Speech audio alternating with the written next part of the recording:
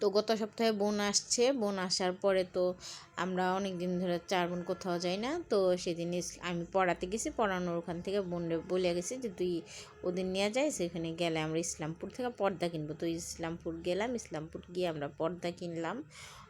পর্দা কেনার পর পর্দাগুলো খুব সস্তাই ছিল। তারপর আমরা নদী পার হয়ে আসলাম, এইখানে এসে আমরা ফুচকার দোকানে ঢুকলাম, জিঞ্জিরা। যা ইচ্ছা তাই ফুচকা, টক না কেটাই রে, টক না অন্য কিছু আমি বুঝলাম না। বাবারে বাবা, আমার মনে পড়লে আমার গা গুলায় যায় কেমন দিন, এত টক। মানে টক তো টকই হয়, কিন্তু এত টক, ডেঞ্জারাস। জিভের লোল আসে না কেমন জানি, মানে।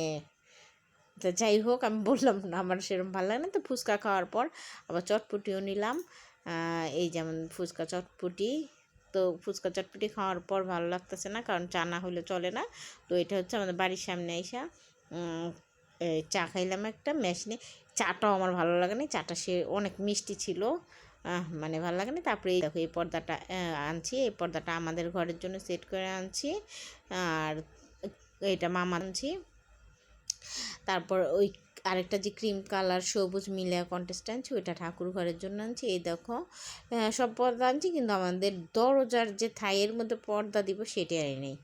এই ভুলটা হয়ে গেল। তারপরে এই দেখো, রাত্রে আমরা 4 বোন মিলা শুয়া শুয়া আড্ডা দিতেছি, কেউ শুয়া কেউ বইসা। এই দেখো আমাদের আড্ডা চলতেছে রাত্র 3টা-4টা পর্যন্ত।